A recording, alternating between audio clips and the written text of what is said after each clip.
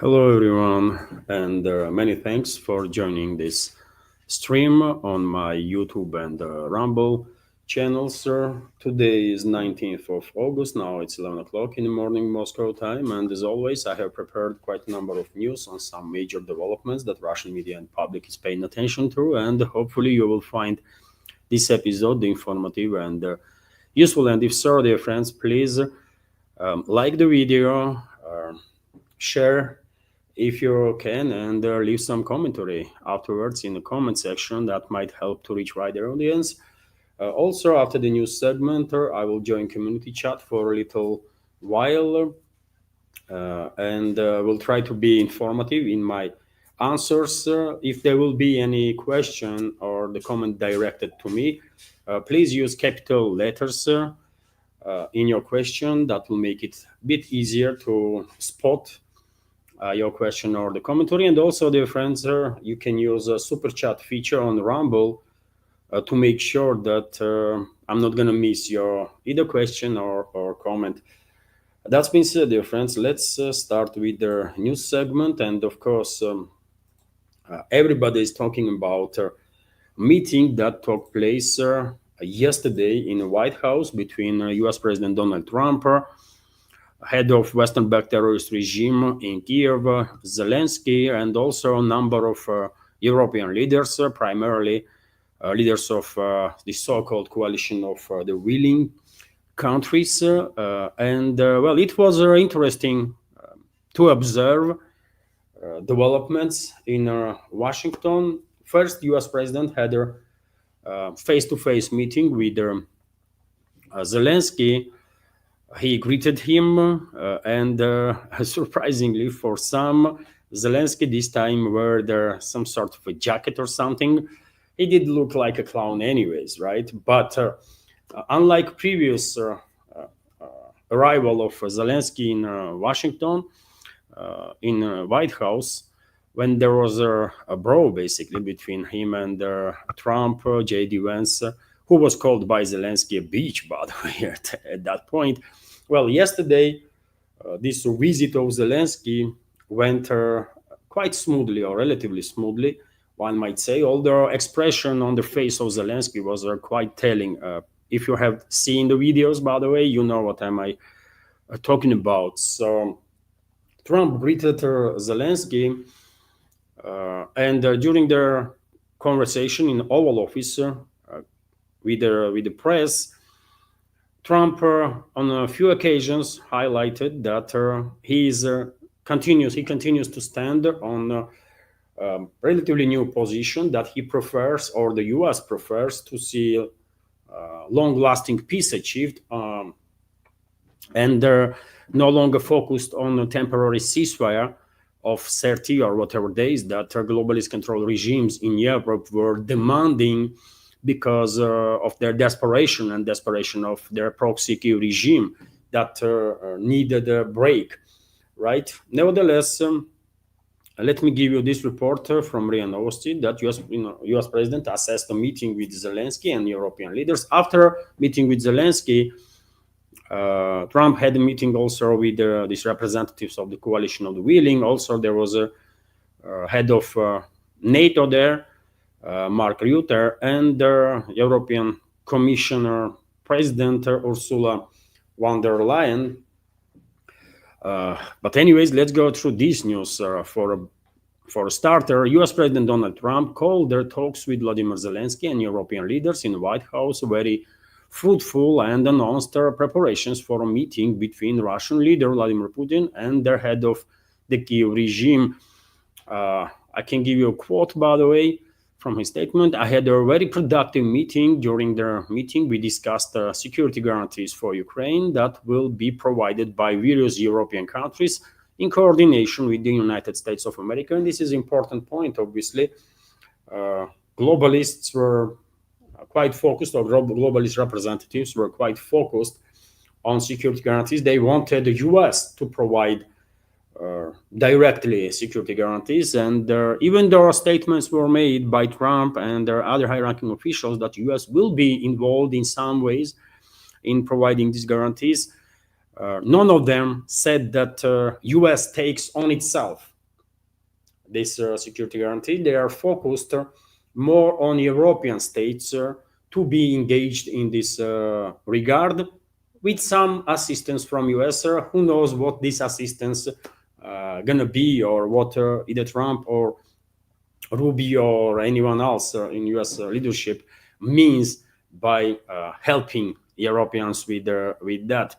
US president also said that after the conclusion of the White House talks, he called his Russian counterpart and began preparations for a meeting, the location of which will be determined between President Putin and President Zelensky. After this meeting, we will have a three-way meeting, which will include both presidents and myself, Trump added. And on my Telegram and Twitter page, by the way, I did share a post of US president that he shared on his True Social. If you are interested to read the entire poster, you can do it on my Telegram and Twitter. Also, RIA Novosti is reporting that, well, Zelensky, by the way, that was yet again did not look comfortable in White House yesterday, did not give up on their, or did not ruled out, basically, at least publicly, in face of Trump, possibility of exchange of territories. So Vladimir Zelensky did not refuse to exchange territories during the talks with US President Donald Trump. In Washington, the Wall Street Journal reports, citing European officials, Zelensky did not give up on sweeping territories during his talks with Trump, but he said it would be difficult to move populations and circumvent Ukraine's constitutional prohibitions. Nevertheless, the head of Kyiv regime allowed for proportional exchange, the article states. And this is interesting. This is interesting and important, I think, because it does seems like, by the way, I don't know what is your take, but it does seems to me that US agree on Russian terms to de-escalate, to reach lasting peace, and while doing so, Washington now is basically forcing to submission the globalist control regimes in Europe, and looks like quite successfully.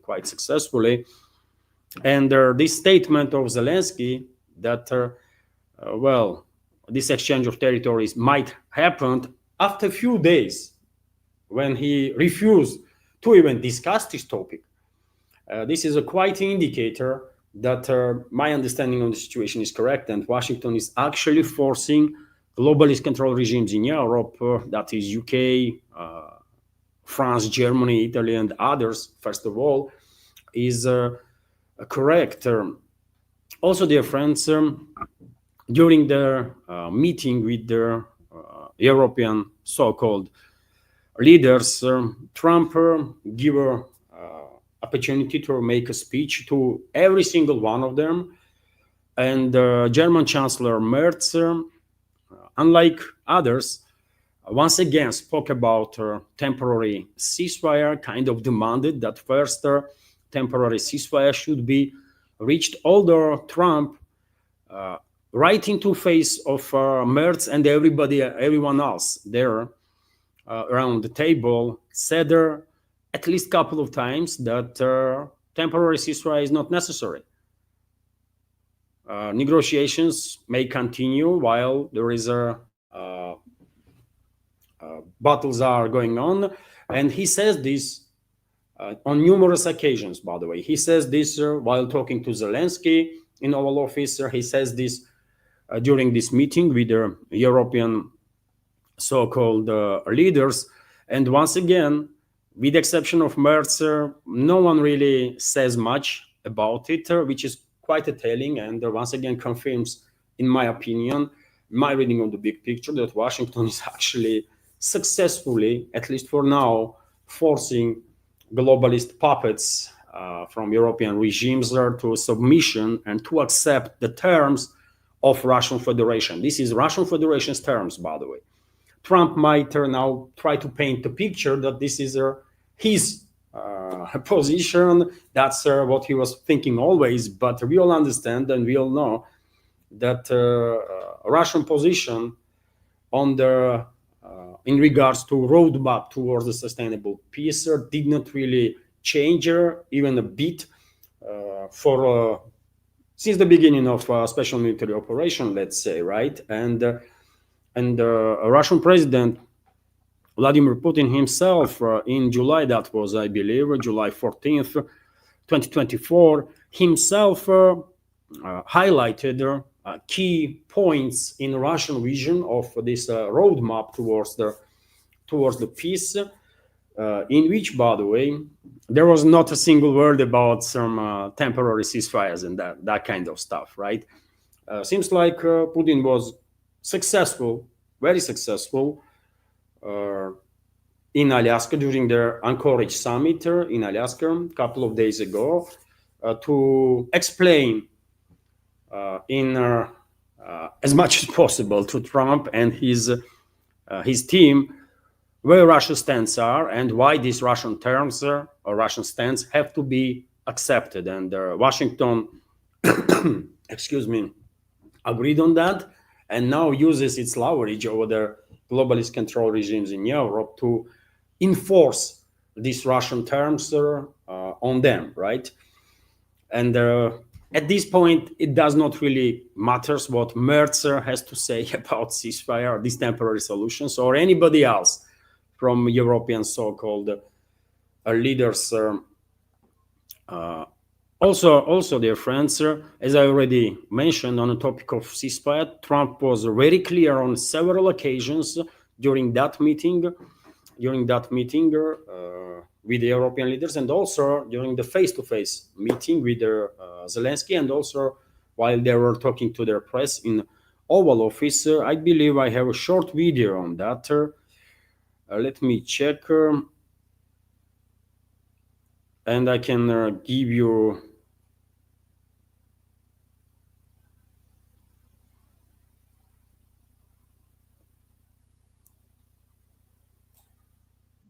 With the president of Russia, and I think there's a possibility that something could come out of it. And today's meeting is very important. We have, I guess, the seven very powerful leaders from Europe, and we're going to be meeting with them right after this meeting. And thank you very much for being here. That's when he was greeting Zelensky, and well, seems like I don't have a short video when Trump was talking about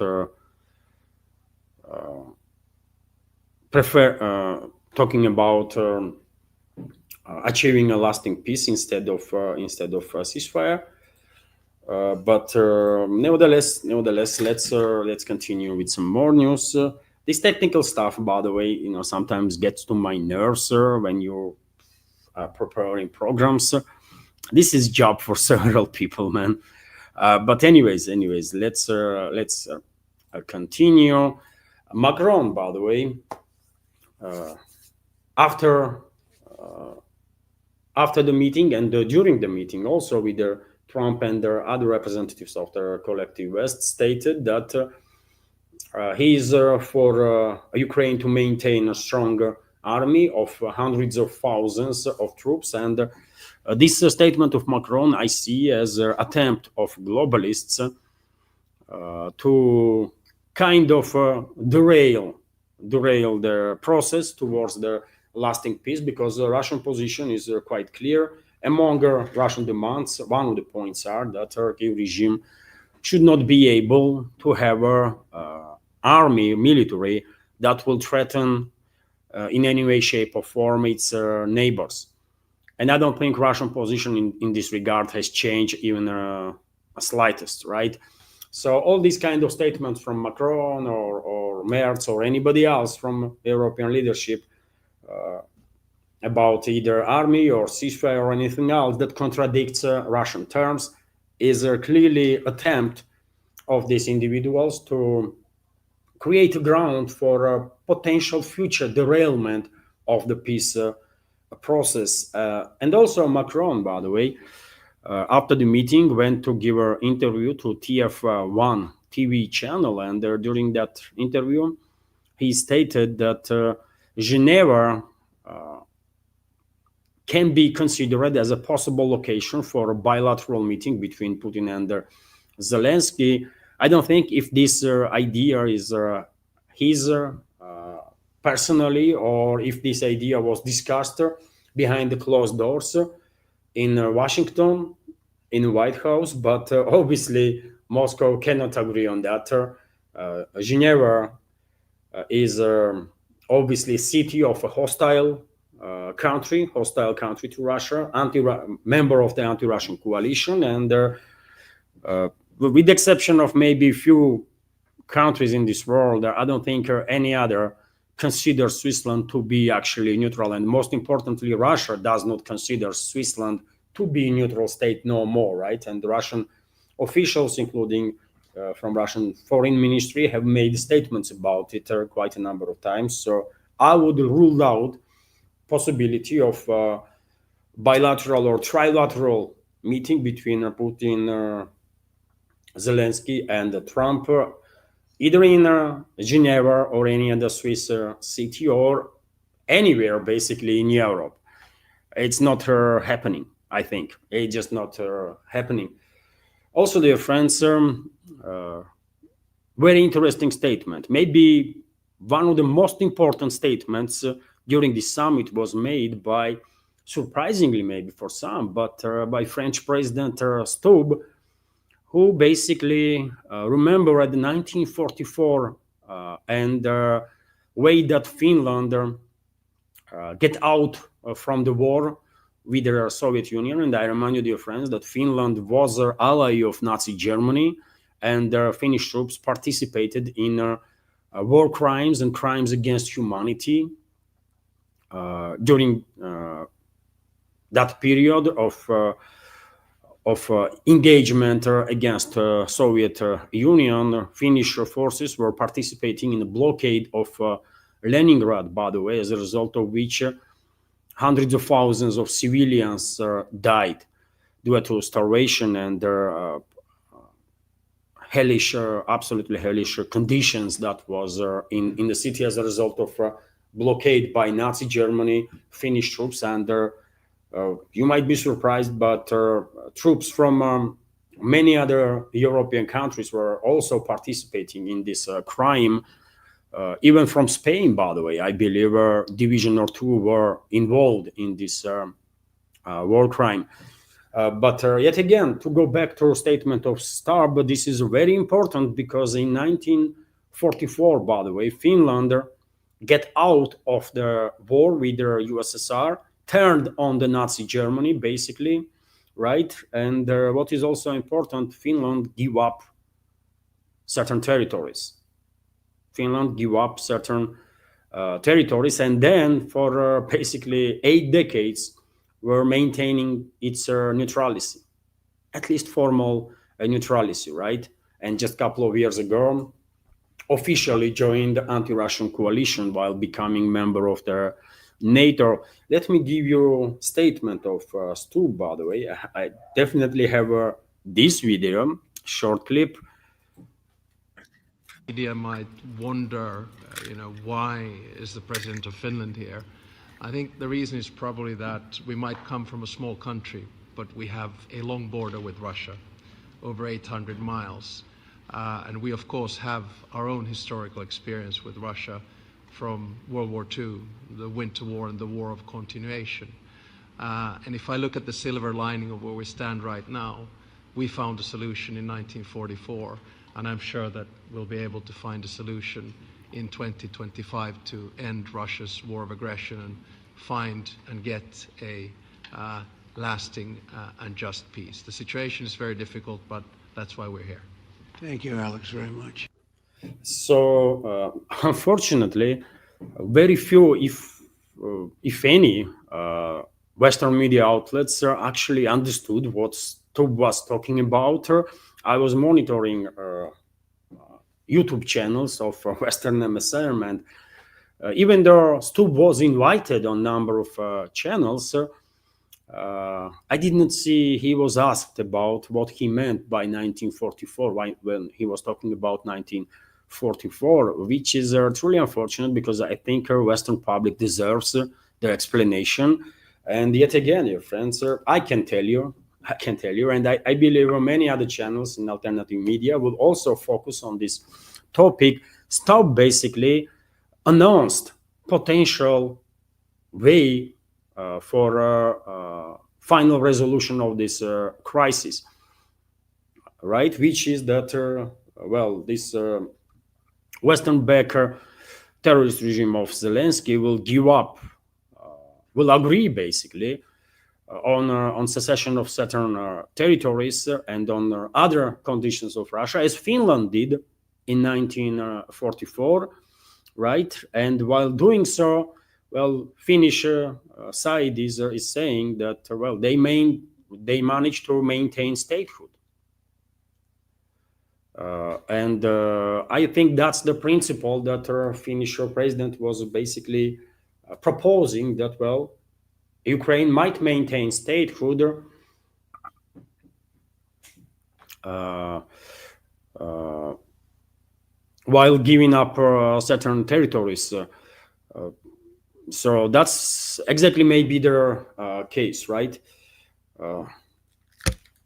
Not maybe, definitely. That's what is going to happen, by the way.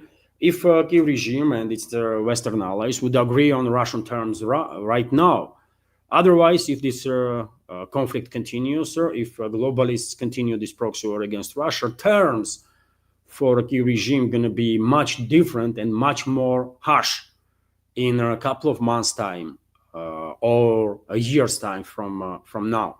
Let's see what kind of decision will be made in this regard. And also, dear friends, when it comes to Stubb, Finnish president, there was some anecdotic situation during that meeting. Because Trump was trying to introduce Stubb and to give him an opportunity to make a speech, and to understand how poorly Trump is actually prepared for these kind of meetings, by the way, and how little he knows with whom he is talking about. Let me give you this video. Stubb was sitting right up front of him, and he did not knew who that guy was, by the way. And he started looking for him, and it was a funny situation, but nevertheless highlights this poor preparation of the Western politicians in general, right? Let's watch this video. President Stubb of Finland, and he's somebody that, where are we here? Where? Oh, you look better than I've ever seen you look. But you've done a great job, and we wanted to have you here because. So I don't know what you will make of it, but this is not good, by the way. This is not good. A leader of any country should not allow himself to be this poorly prepared, not to know with whom he is talking about, with whom he is talking to. I mean, this is just next level of unprofessionalism, I will say. But nevertheless, as long as Trump will be helpful to resolve this bloody war that West is waging against Russia, then I'll give him credit for that. His poor preparation as a politician is first of all should be issue for U.S. citizens, I guess. Right. Let me continue with some other news now. And what is there next, by the way? What I have bookmarked also.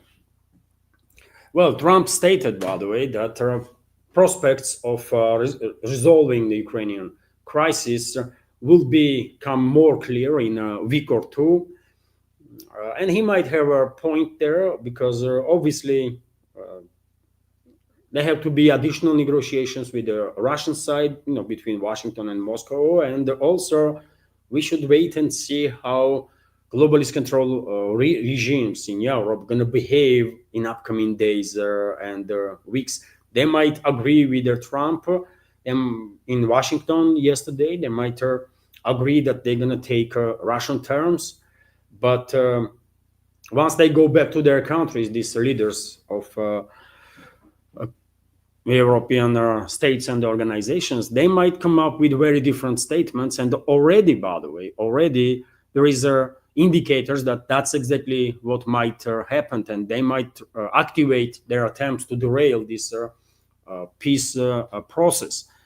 So a couple of weeks definitely are needed. And also interesting news that during their allegedly, by the way, I was not there obviously, but allegedly, based on reports in Western media, in Russian media, during the conversation with these European leaders, so-called leaders, Trump take a pause and called the Russian President Vladimir Putin, and that conversation between the two presidents lasted there for 40 minutes. And according to reports also, by the way, Trump's face-to-face meeting with Zelensky only lasted about 30 minutes.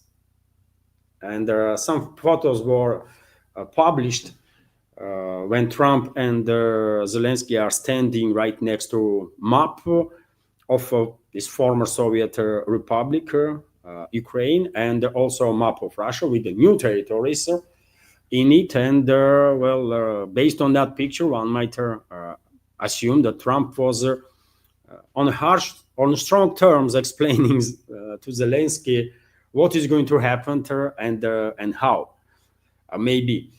So it is interesting that Trump called the Russian president during their meeting with European so-called leaders, and this information was confirmed by aide of the Russian president, Yuri Ushakov, who stated basically that conversation between two presidents lasted about 40 minutes, and Trump, according to him, informed Putin about the results of the negotiations with Zelensky and the leaders of European countries in the White House. Also, a few key points from Ushakov's statement. Putin and Trump expressed the support for continuing direct negotiations between the delegations of Russia and Ukraine. The presidents discussed their idea of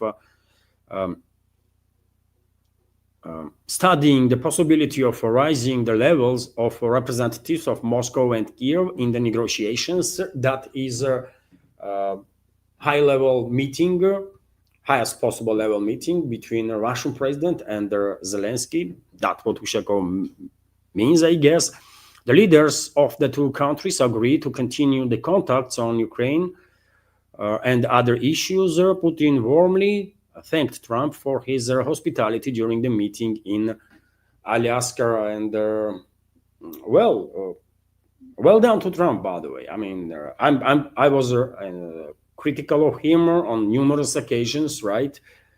And will continue to be critical when there is a reason for that. But clearly, last several days he's acting significantly differently. Seems like he is actually proactive and actually wants to achieve peace, lasting peace, and he's very much interested to kind of rebuild relationships with Russia. He and America First forces that are clearly in charge right now. It seems to me, right? They have initiative in Washington. I think they are realizing that there is nothing in it for U.S. To be engaged in this proxy war against Russia. It will be much more beneficial if Washington and Moscow will try to rebuild their relationships and cooperate in a number of directions where there is a greater potential for the two countries, right? To have a successful contacts, right? Successful cooperation. Former Russian president, dear friends, Dmitry Medvedev reacted on yesterday's meetings that took place in Washington, in the White House. And let me give you his comment. The anti-Russian warmongering coalition of the willing failed to outplay POTUS on his turf. Europe thanked her and sucked up to him, to Trump. The question is which tune the Kiev clown will play about guarantees and the territories back home once he's put on his green military uniform again. And I think, me and Medvedev are on the same page. It seems to me, at least for now, right? Because clearly, impression that I get from observing, monitoring yesterday's events, reading a lot of news on that. My impression is that America First Forces and their former representative Trump did manage quite successfully, basically, to force to submission, basically, Zelensky and his globalist masters. Clearly, warmongering coalition of willing failed to outplay Trump and his team, for sure. And dear friends, before I continue with more news, and there is quite a lot to talk about, still in this new segment, let me highlight that this media project of mine is completely independent or subscriber funded, and only exists as long as I have your support. So if you like my work, if you like my channel, sir, please consider to support my work. You can do it through several means. You can donate to this project through PayPal and Boosty platforms. You can subscribe to my Patreon and Boosty pages and choose your level of monthly support there. You can use crypto for support, and also during the streams, as I mentioned in the beginning of this live stream, during the streams you can use a super chat feature on Rumble channel of mine to donate and to highlight a question or the comment that you have, and you can become a premium subscriber on Rumble. Of course, all support counts, by the way, everything counts and helps me greatly to maintain this project. And of course, many thanks to everybody who supported and continues to support my work and keeps me in this field of news and political commentary. Thank you very much. And dear friends, that being said, let me continue with other news, and there is a lot to unpack. And for example, reports are coming in that Stammer instructed Zelensky how to behave around Trump because I guess London and many other capitals in globalist control states in Europe were afraid that something similar to previous Zelensky's visit in White House might occur. And Zelensky was trying hard, by the way, to please Trump, his team, right? Some media outlets even counted how many times he thanked Trump and US, and in just first 4 minutes in Oval Office, he thanked Trump like 11 times or more, right? So clearly Stammer's instructions kind of worked. Maybe it was a Stammer who tell him to put on at least some jacket. It did not really help him. Zelensky is a clown, by the way, right? He is a clown and gonna be clown forever. It was still insulting, I believe. Should be seen as an insult to White House that he did not wear proper suit, by the way. It was official high-level talks, and to arrive there in just casual outfit, it's just not okay. It's not normal, by the way. This is not the way business is done on that level, right? But anyways, at least there was no brawl, by the way, between there was no fight between this clown Zelensky and Trump and his team. Also, I did share on my Telegram and Twitter page this report that French president, to France's shame, by the way, Macron told NBC News that there should be no exchange of territories as a part of peace agreement on Ukraine. And he says this, by the way, few hours after meeting with Trump, when he said nothing about it. You see, clearly, as I said, by the way, clearly, uh, some time is needed, at least couple of weeks, to monitor behavior of globalists and globalist control regimes in Europe, because one thing is how they did behave in Washington yesterday, and they're very different how they gonna act once they go back to their countries. And Macron, by the way, is maybe still in US. Just had a meeting with Trump, with everyone else there. Didn't say anything like that during that meeting, and then he spoke with the journalists and said that there should be no territorial exchange. Okay, by the way, is this a clear indicator that despite their attempts of Moscow and Washington to reach sustainable peace, it's not going to be easy, and globalist control regimes are going to try their best to derail the process. I think that's exactly what is going to happen. I mean, there's just too many indicators that on that, and we cannot ignore it. Also, by the way, RT is reporting that, based on Western media reports, that Ukraine wants Europe to pay $100 billion for weapons deal with the US. Another 100 billion, by the way. It's how many hundreds of billions of dollars Zelensky and his associates already demanded, by the way. So Ukraine has proposed that its European backers spend 100 billion euros providing it with their American weapons. The Financial Times reported Kyiv continues to seek security guarantees from Washington. So I don't know. The European taxpayers should get prepared to take this bill also, because globalists most likely will agree on that, and probably this idea is coming from the globalists, not from Zelensky himself, right? This topic most likely was discussed behind the closed doors in Washington. Zelensky probably did try to please the Trump with this idea that Europeans will pay $100 billion to buy your weapons and to give it to us. But yet again, main issue that this proxy of the globalists, proxy regime of the globalists in Kyiv is facing is not a lack of weapons or the munition, although it is a problem, but this is not the main problem.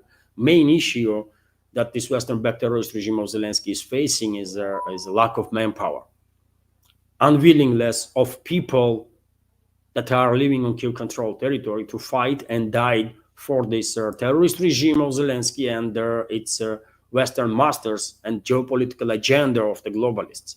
That's the issue, main issue, right? And we understand this here in Russia. I guess entire world understands this, maybe with the exception of collective Western countries. But yes, European taxpayers should get ready to pay another 100 billion man to Zelensky and his criminal associates. Unbelievable.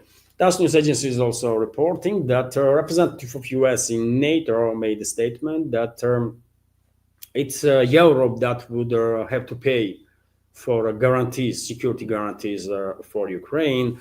One more indicator that despite all the rumors, by the way, that US might provide something like a fifth article level of guarantees to Ukraine, this is not happening.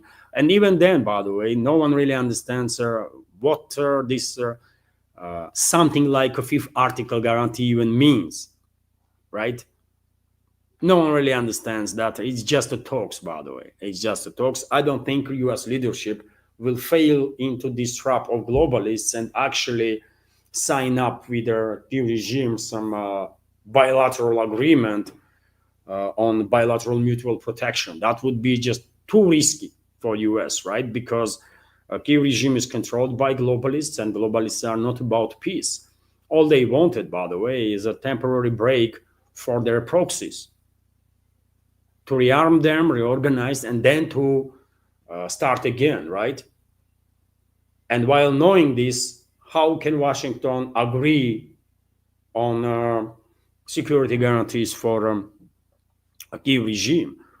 when there is tremendous risk that globalists after some time will provoke military escalation again, and US will be then forced to get engaged, right? Do it through agreement if US will sign up for that. So therefore, I don't think these talks about fifth article type of guarantees for Kyiv regime from US is something that will actually be implemented. It's not going to happen, by the way. Also, the French Tass News Agency is reporting, based on the latest update of Russian Defense Ministry, that overnight air defense systems on duty intercepted 23 drones that was launched by Kyiv regime to strike deep into Russian territory with assistance of NATO countries. 13 drones were intercepted in the Volgograd region. Also, 5 drones over the Crimea, and also 5 drones over the Rostov region. Unfortunately, there was a terrorist attack of Kyiv regime in Volgograd. According to reports, as a result of drone strikes from Kyiv regime, hospital was struck, damaged, and also oil refinery in the vicinity of Volgograd.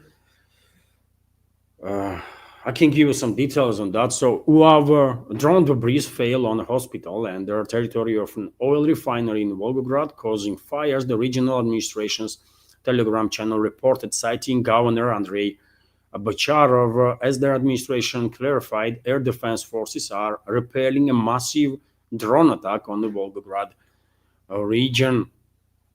In the south of the city of Volgograd, as a result of the fail of UAV debris or drone debris, a fire broke out on the roof of the buildings of the hospital number 16 and on the territory of an oil refinery. The reporter said firefighters are working at the scene of emergency. According to preliminary data, there are no casualties. Patients continue to receive planned care in other departments. So, yet another terrorist attack of Kyiv regime and NATO and Russia, and hopefully Russian military intelligence will find out whom and from where launched these drones, and as a result of retaliatory strikes, all of them will be obliterated. In many cases, that's exactly what is happening, and hopefully this will happen in regards to this attack on Volgograd too. RIA Novosti is reporting that a Ukrainian sabotage and recognition group attempted to break through Russian border, but were stopped, by the way, and eliminated. So Russian military stopped an attempt by Ukrainian sabotage and recognition group to break through a border in the Bryansk region.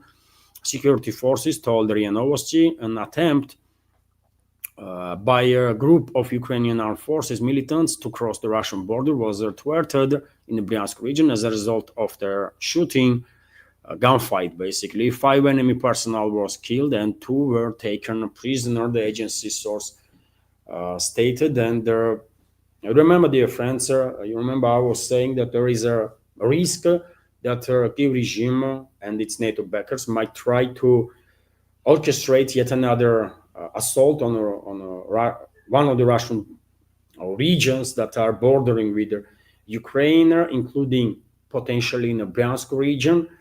And there may be this attempt to send DRG into Bryansk region is connected to possible plans that NATO and the Kyiv regime might have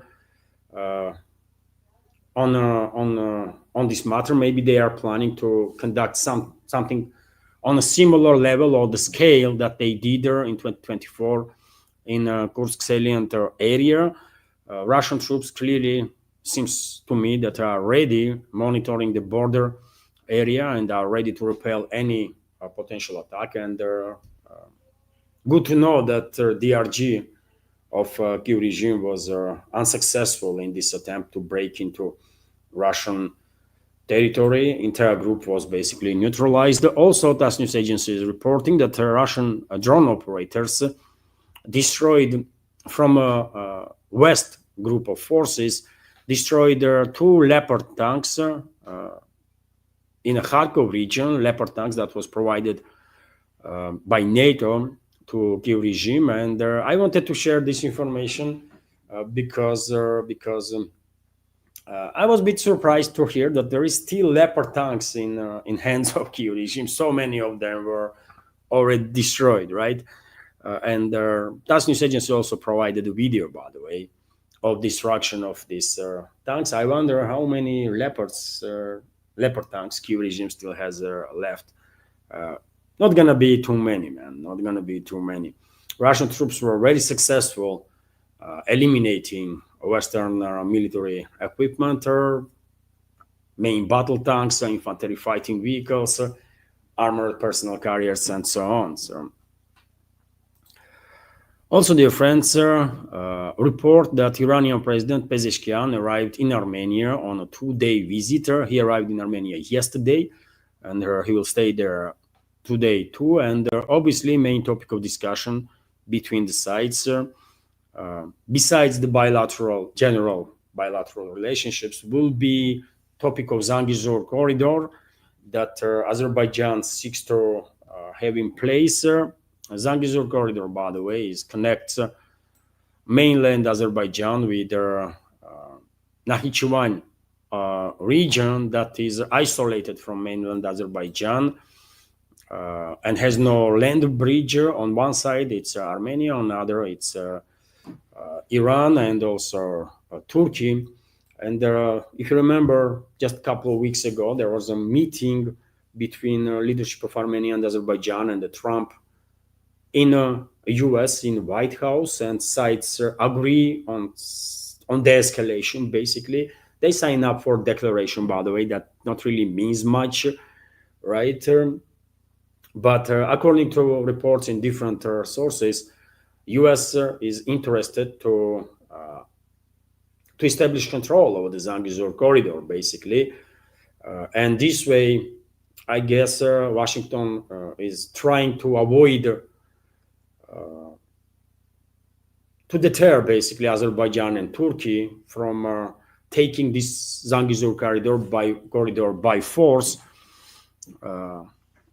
Although Iran has issue with that. Iran has issue with the presence of U.S. private military companies, U.S. presence in Armenia in general, or presence of any other country outside of the region.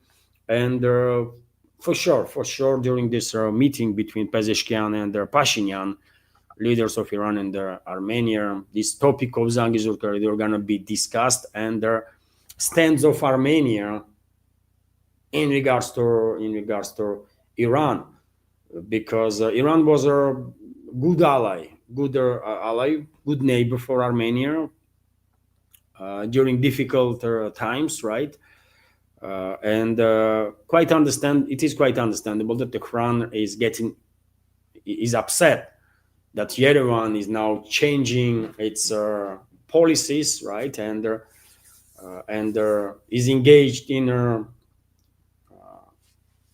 geopolitical games that endangers basically safety and sovereignty of Iran, because U.S. presence in Armenia obviously is going to be directed against Iran first of all.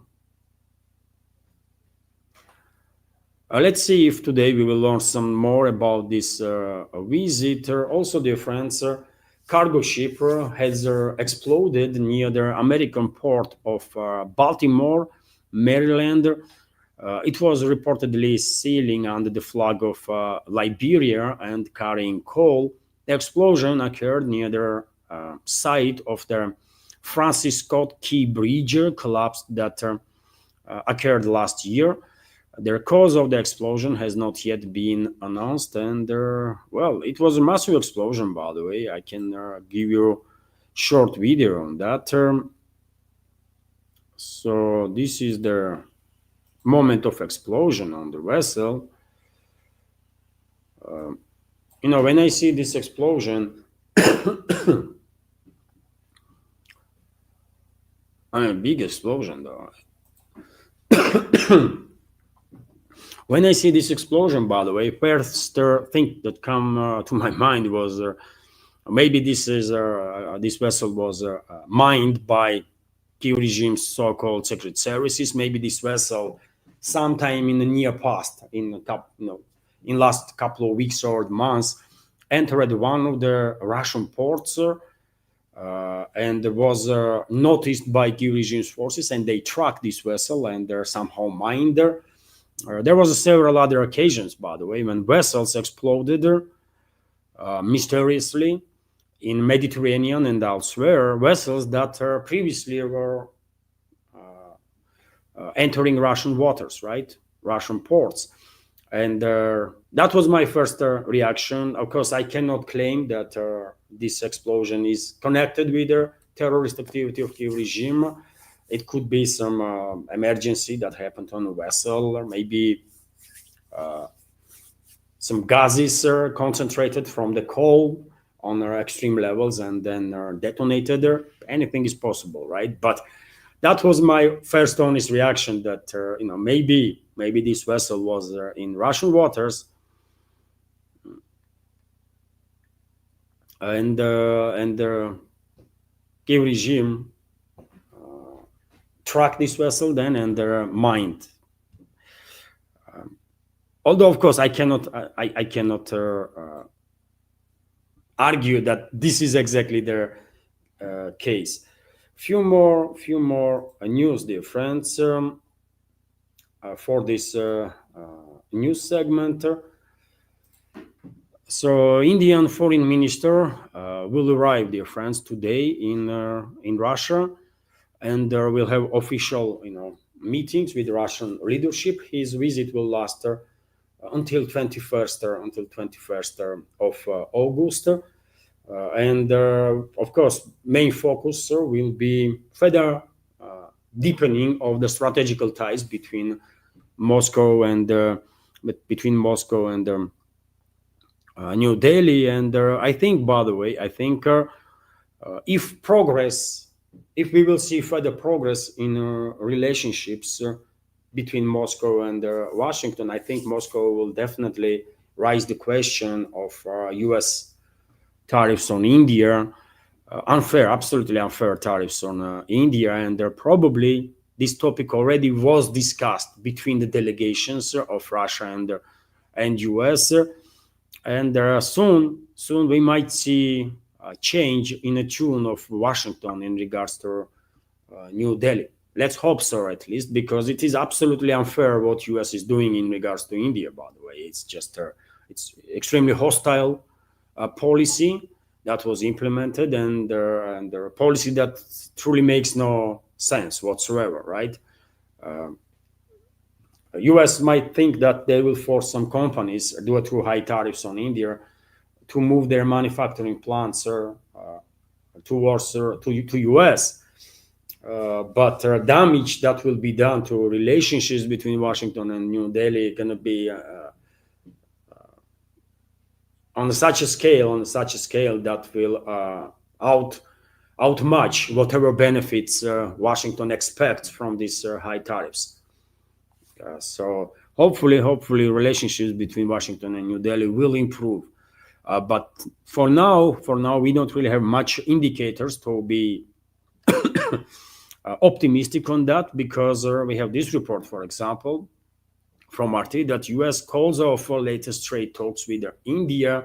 So US negotiators have called off planned a visit to New Delhi for a sixth round of talks on a bilateral trade agreement. Indian media outlets reported on Saturday a delegation led by Assistant US Trade Representative Brandon Lynch was scheduled to visit India from August 25th to August 30, but the trip has been cancelled. The Financial Express reported, citing anonymous Indian government officials. So, yet again, by the way, this escalation of in relationships between US and India makes no sense. US should treat India fairly and in friendly terms. After all, India is very Western elites love to talk about democracy, right? And India is the biggest democracy in this world, right? With 1.4 billion people. And to treat India this unfairly is definitely big mistake, big error on part of Washington. But hopefully, hopefully things will change. Maybe Moscow will manage or at least play positive part in this direction. And this is it for today's news segment, dear friends. Hopefully you did find it informative and useful. And if so, please like the video and after stream ends, leave some commentary. This might help to deal with their algorithm. And I guess there was no super chat, by the way. There was no donation during the stream that I can highlight. Although yesterday, right at the time when I ended the stream, one of the members of our community donated on Boosty, by the way, and sent a question. And let me highlight this.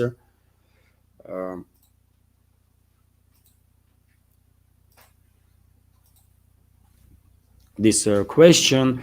So first of all, Mojo, thank you very much for your 388 ruble donation. This is $5 in exchange terms. And question from Mojo is, hi Levan, why has Azerbaijan's relations with Russia deteriorated so badly? Why has Azerbaijan become so confrontational towards Russia? Do you think a second front will open in South Caucasus? Well, theoretically, anything is possible, of course, but I don't think London will manage to persuade Baku to open a sort of second front against Russia. It's not going to happen. But when it comes to escalation itself, of course, this escalation is connected with the proxy war that West is waging against Russia. And I think London,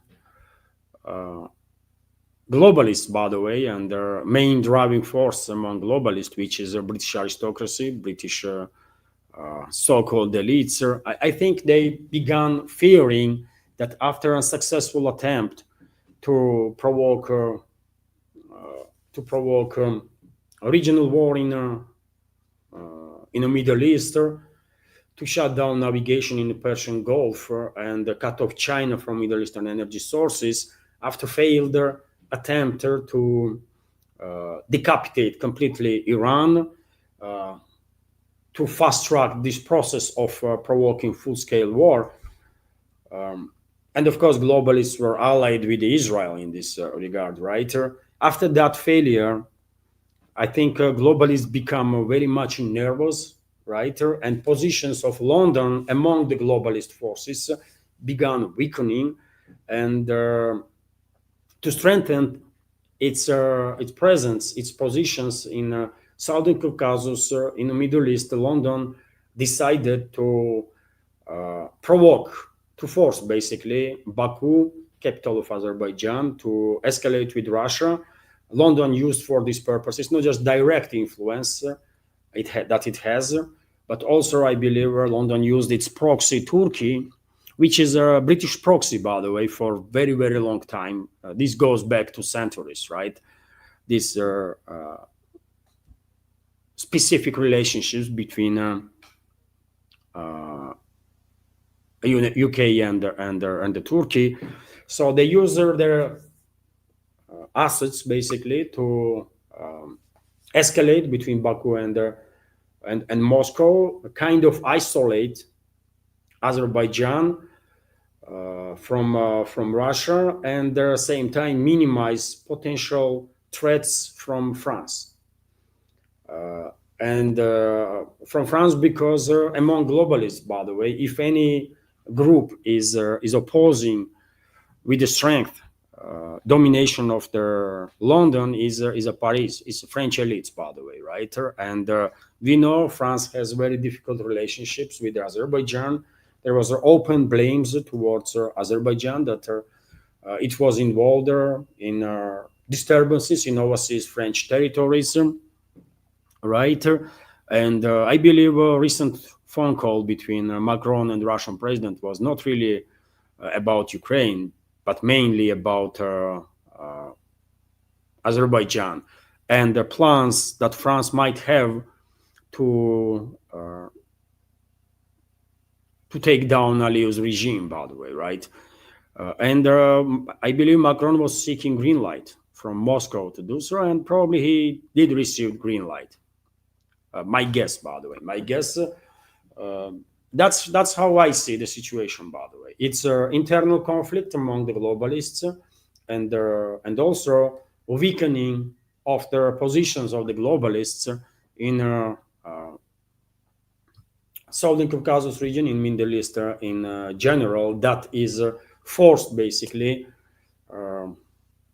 masters of the Azerbaijani regime, that is Turkey and UK first of all, to provoke this escalation, isolate Azerbaijan, and therefore further increase their dominance over the Aliyev regime. Because while being isolated, of course, Aliyev regime don't really has much options to choose. They have to be now. They have to obey orders from London. There is no alternatives for them, right?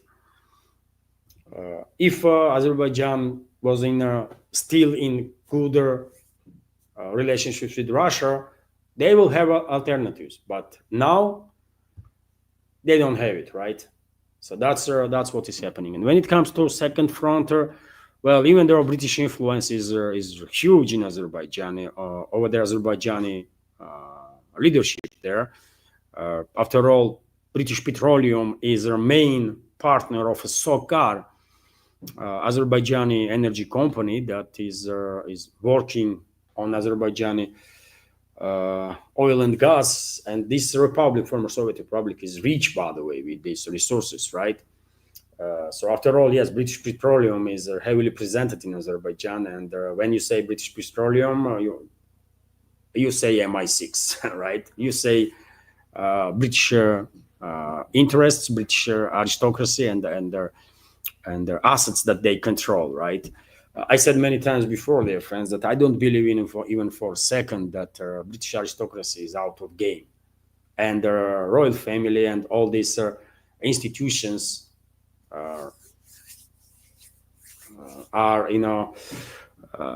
that dates back in centuries, are just some tourist attractions. I don't take that nonsense, by the way. British royal family and British aristocracy is very much in charge, by the way, right? Very much in charge of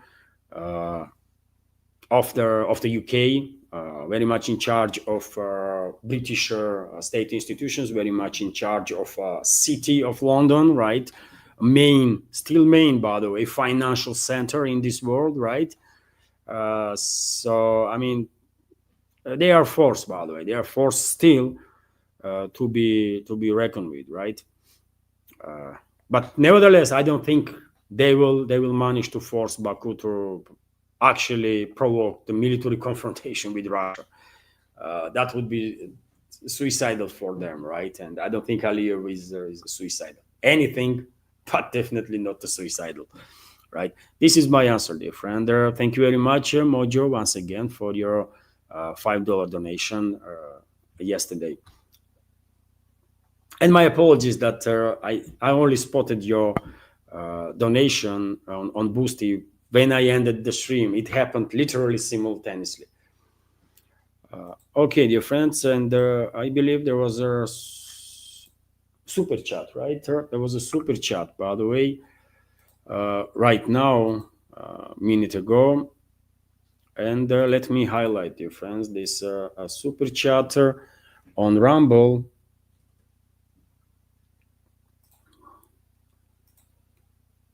And then I will join our community chat. So super chat on Rumble is that Younger is commenting, good job. Thank you very much, Younger, for kind words and for your $5 donation. Appreciate your support and attention. Thank you. And dear friends, let me join our community chat for a couple of minutes now. I will scroll fast, dear friends, in the chat, and if I spot capital Q or maybe entire sentence with the capital letters, I will definitely react on it. If it's directed to me, obviously. Once again, thank you all for joining the stream, for your attention.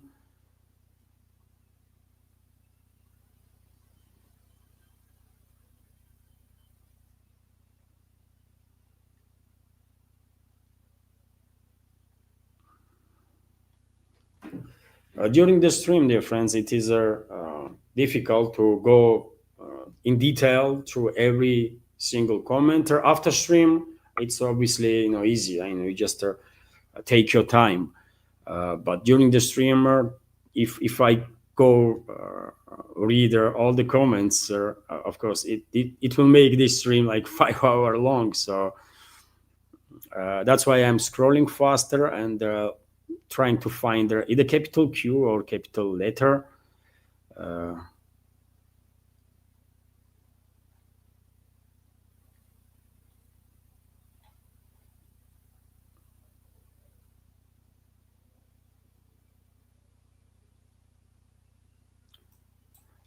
Mickey K2 is commenting, Finns declared war on Germany in 1944. There was actual fighting getting them out of Finland. Yes, it is true, absolutely. In 44, by the way, Finland, as I already said in a new segment, in 1944, Finland turned on Nazi Germany. Before, they were allies, and Finland participated in this genocidal crime, genocide, basically, of people of Soviet Union in Leningrad. There were active participants of the blockade. But on 44, Finland turned on Germany. There was an actual fight, by the way, between Finnish and Nazi German Wehrmacht troops, right? And also, by the way, Finland agreed on secession of territories in favor of Soviet Union.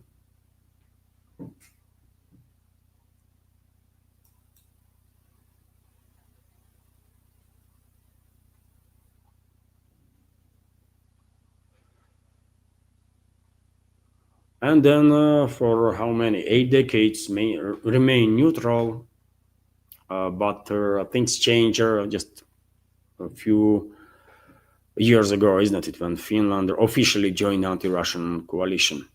Neutrality was quite beneficial for Finland, but I guess globalists established complete control over the Finnish political class, political system, and they put in power some extremist elements that obey any order that they will receive, no matter is it in interest of the Finnish people or not.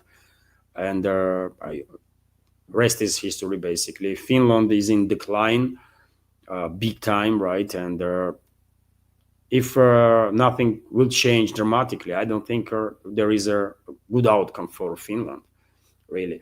Which is supposed to be grateful to Russia, by the way, and Russian people for its existence, because before Russia liberated Finland from Sweden, by the way, they were like slaves. Finnish people were treated by Swedes as subhumans, right? Extremely terribly. And the fact that Finns survived as a people, right, is due to Russia's involvement. And Finland was a part of Russian Empire for quite a while, and Finnish people enjoy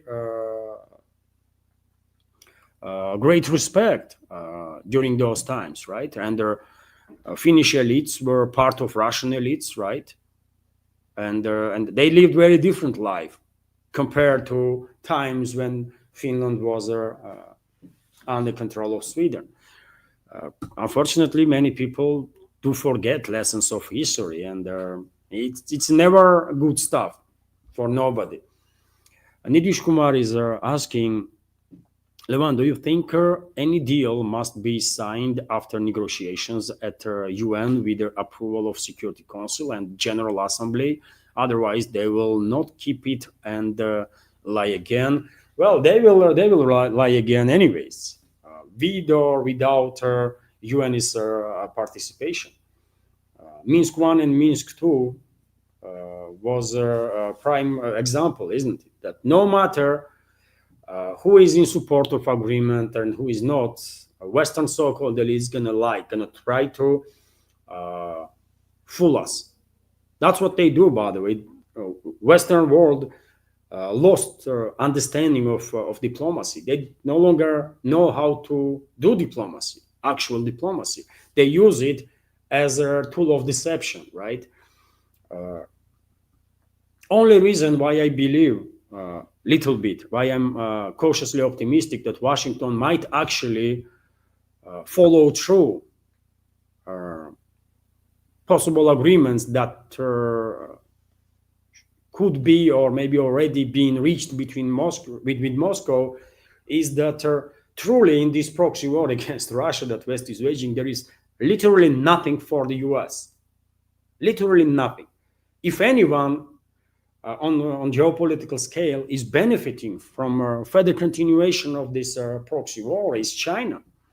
Yet again, if we are talking about some geopolitical scale, it's China, isn't it? Because well, US and Europe has openly declared, especially US, that they see China as a main competitor, right?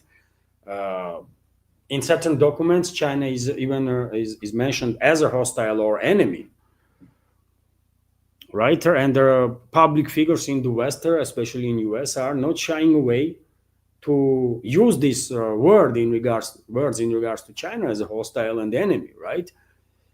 And right now, it's a China, ironically, maybe that is benefiting the most with the further prolongation of this war, because Western countries are wasting their financial capabilities, their economical capabilities, their military capabilities while fighting with Russia, that is not actual enemy and have not been seen actually as enemy by intellectuals in US or Europe, by the way. I don't think any intellectual, true intellectual, either in US or in Europe, really believes that Russia has any plans to attack either of these sides, because Russia don't have no plans, don't want to be engaged in any hostilities whatsoever, right? So that's the reason why I think America First forces, if they will maintain initiative in Washington, will actually follow through agreements that they might reach with Moscow through their representatives, obviously, and Trump is their representative, right? At least formally.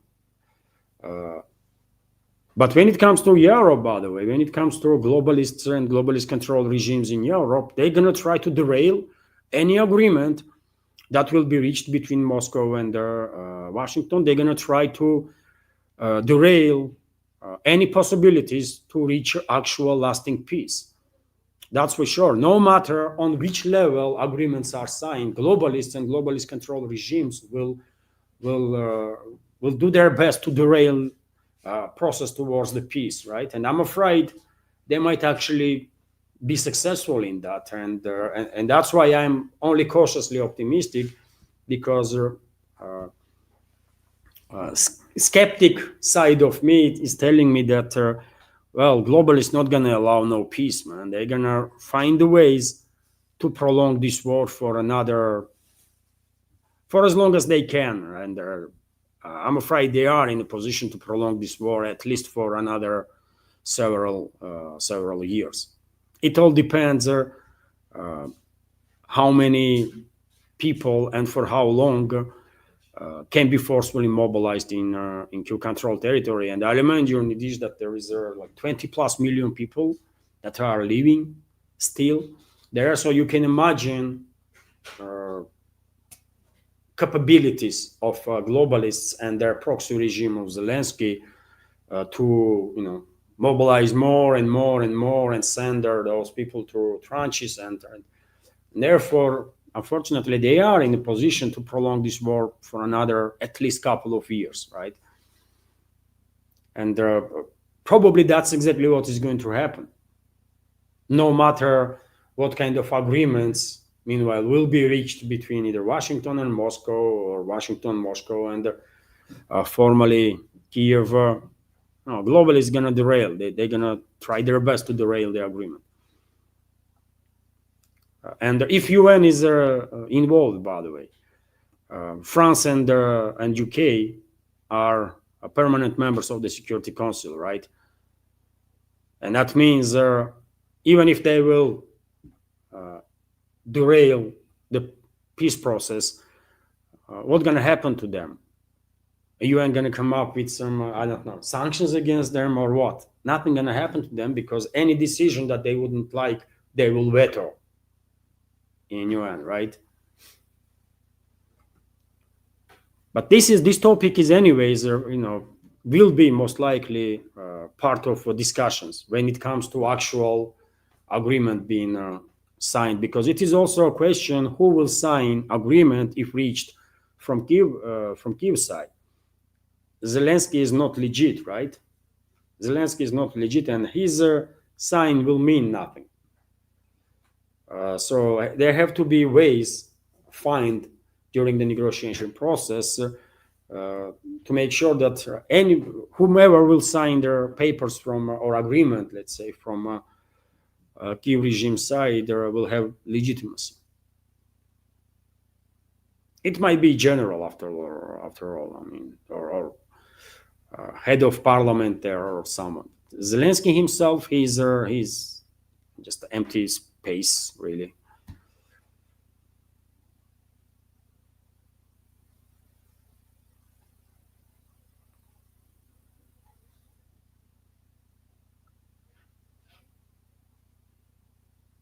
I can see the difference. People are commenting on Meloni's behavior, Prime Minister of Italy. If she, I don't know, maybe she has some medical condition that is not public information or something. Otherwise, it is truly difficult to understand why she's acting this weirdly. There are speculations that she's constantly high on some substances. I don't know. I don't really have a strong opinion on that. But if she has no medical condition, then her behavior it definitely looks quite strange, especially when she starts working with her eyes. By the way, I mean it's quite something, isn't it?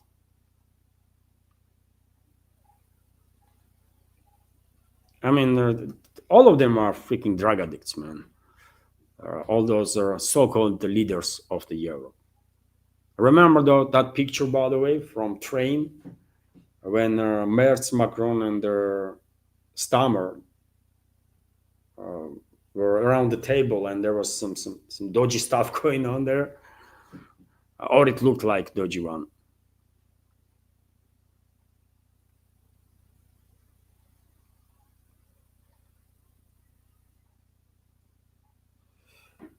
So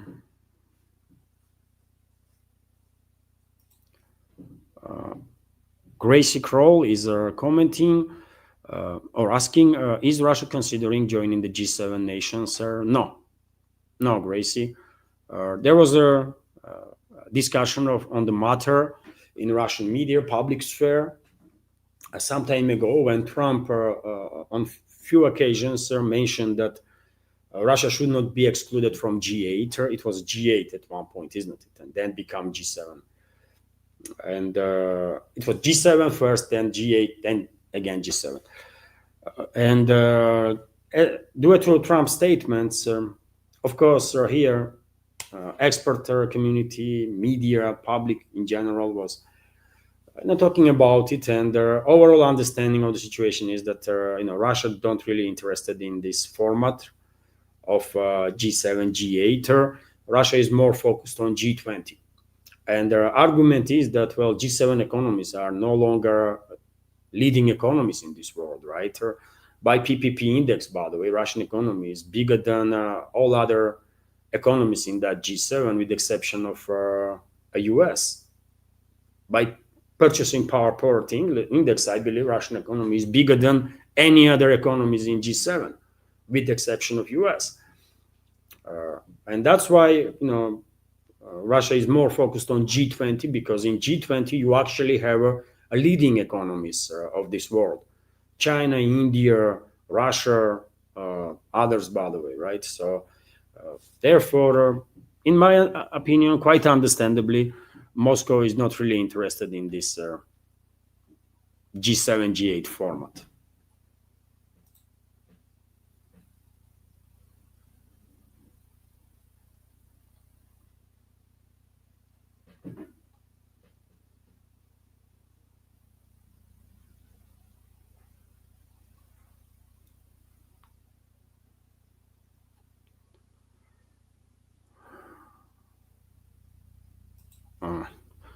Colin Davis is commenting, did you see storm is developing in the UK? I don't. In last few days, I did spot some news about storm in. It was US, I believe, or not UK. I don't, but if there is a harsh weather conditions in UK, I hope civilians are safe and secure and evacuated if necessary from coastal lines.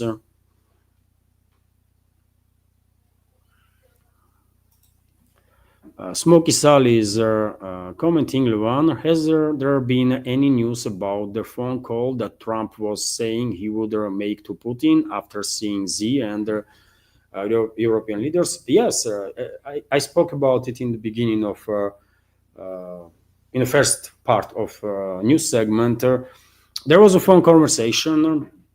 Allegedly, Trump paused meeting with their European so-called leaders and called Russian president to inform him about negotiations that are taking place in the White House. That phone conversation lasted for about 40 minutes.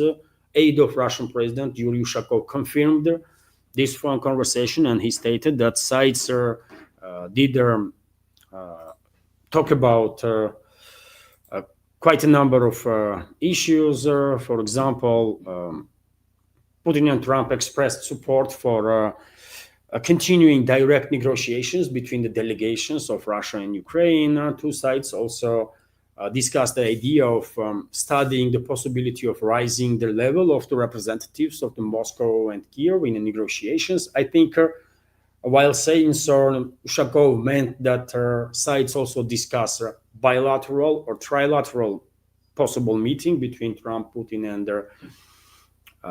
Zelensky. Also, they discuss.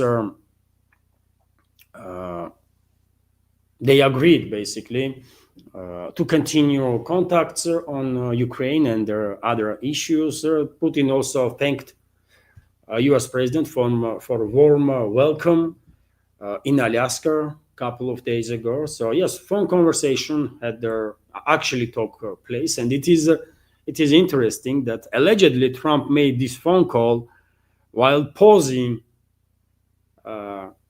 meeting with their European so-called leaders. So yes, phone conversation actually took place.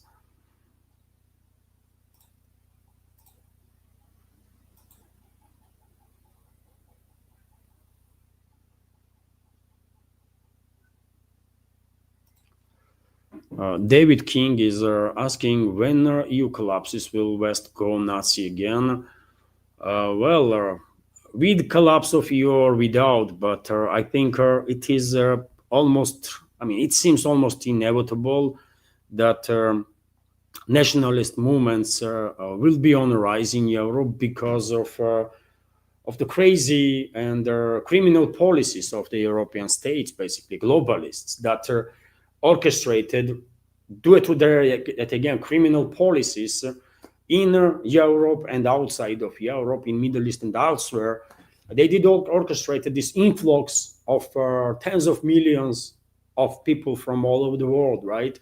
Tens of millions of people from different cultural space, right? From tens of millions of people with different understanding of what is good and what is wrong, or compared to locals in Europe. Of course, this created and because this influx was very rapid and massive, of course, these migrants in many cases didn't even have their proper opportunity to adapt and to integrate, right? And then due to vast number of these refugees and absence of possibility of integration, especially for the first waves, right? Then these sort of enclaves were created inside the European countries, right? When people from certain geographical areas are living compactly and they don't really feel necessity to integrate, right? They feel comfortable.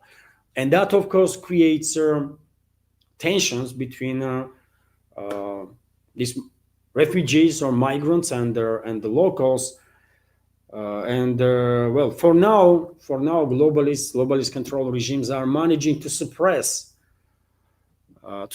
locals, right? To suppress locals and their opinions, calling them Nazis and the fascists, and using all that kind of tactics, right?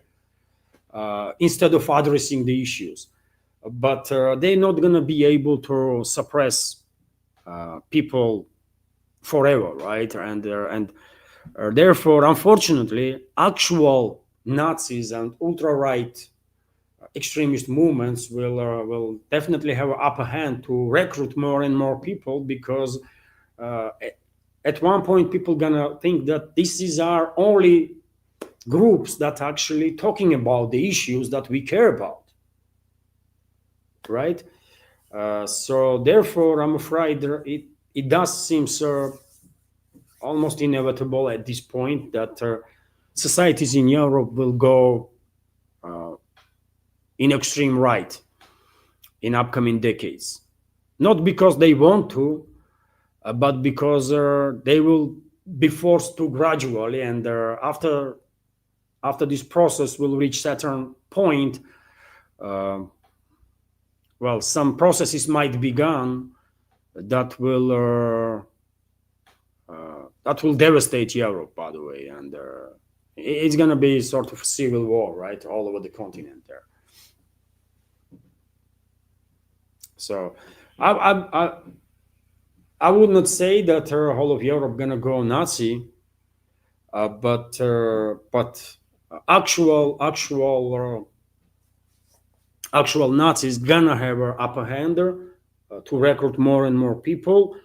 And there are societies in general, tolerant societies, by the way, that don't want to be radical or extreme. They will gradually, step by step, but move towards ultra-right positions. And then, by the way, what might happen is, at least in a number of countries, these ultra-right extremist forces might actually take over, right? With elections, democratically, by the way, with elections and so on, as it happened, by the way, in 30s in Germany, right? Some people don't remember or didn't know that Hitler was actually elected, right? And his Nazis.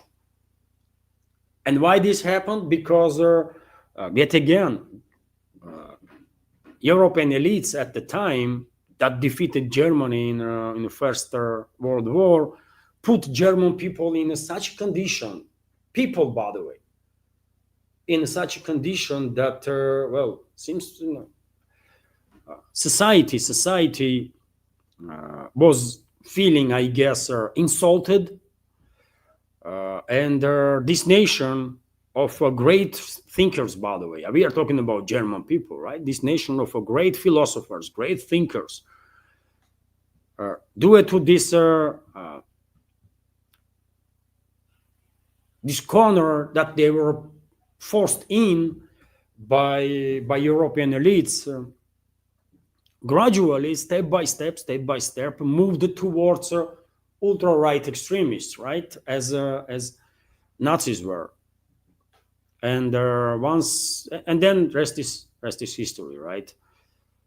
So there is a risk of that, what you are talking about, risk of radicalization of the European societies, for sure. And all this due to insane criminal policies of the globalists or Western ruling class. They destroyed dozens of countries worldwide, right? Basically generating conditions when millions, tens of millions of people, by the way, were forced to left their homeland, move all over the world, and a significant part of these waves of the refugees went to Europe.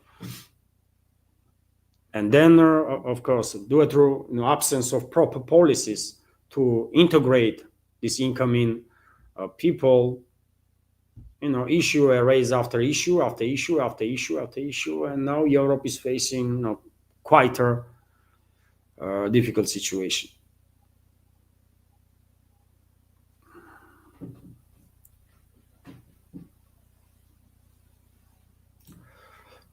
Sandy Brown is asking, looks like Putin has got something he did not want, that is NATO in Ukraine, with the US backing. Not only that, Putin seems to have invited them by claiming Ukraine needs security guarantee.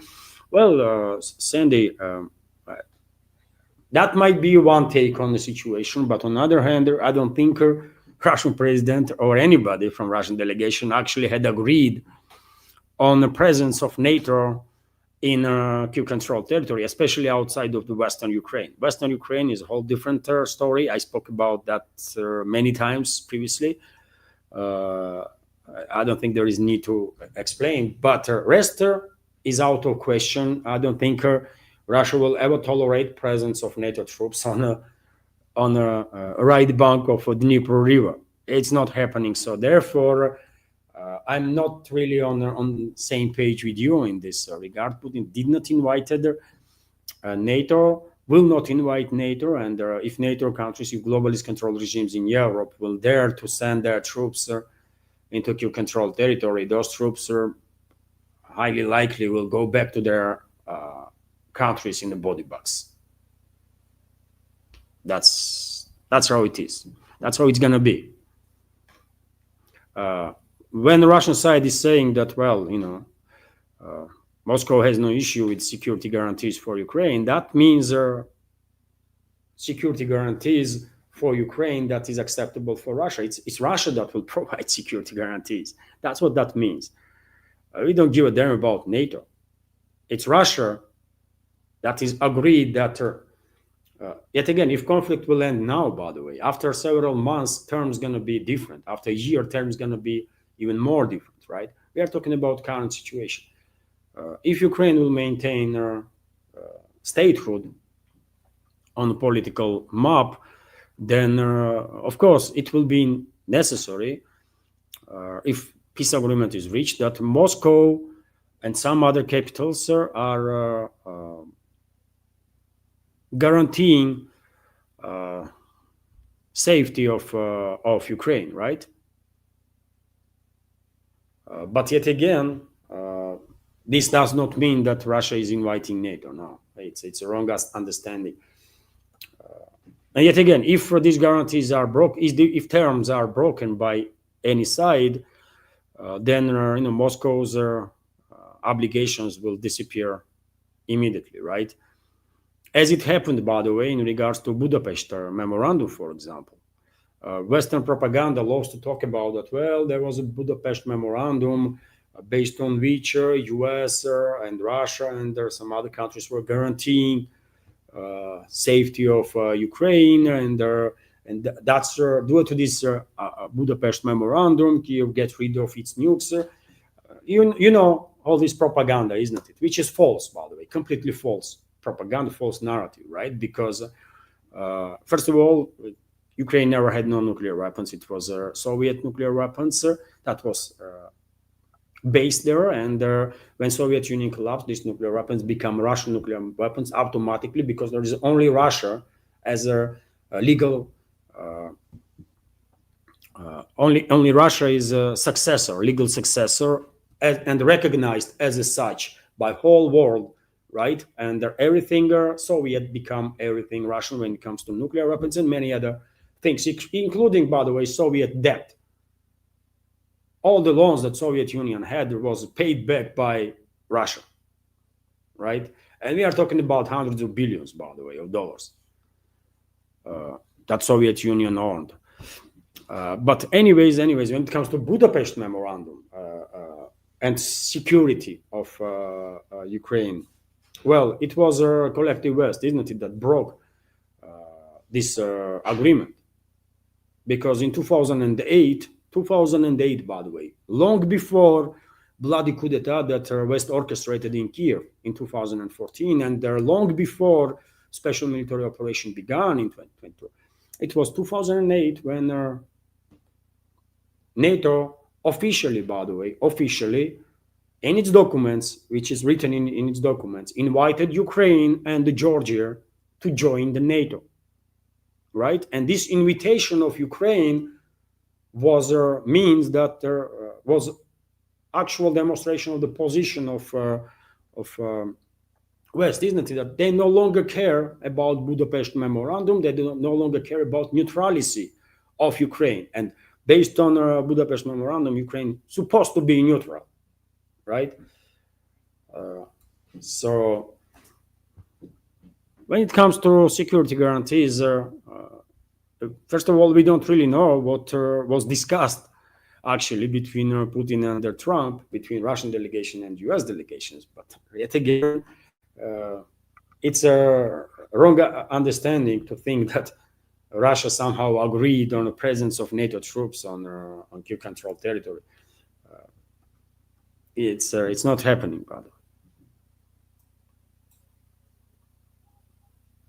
They might send, yet again, globalists and globalist-controlled regimes might send their troops into Kiev-controlled territory, but to derail actually a peace process, right? But again, there will be consequences for that.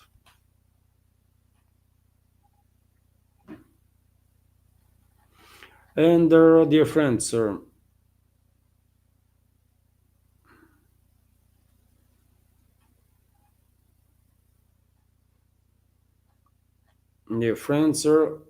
let me end this live stream now. Thank you all for your time, for your attention and support. Have a wonderful day, and take care.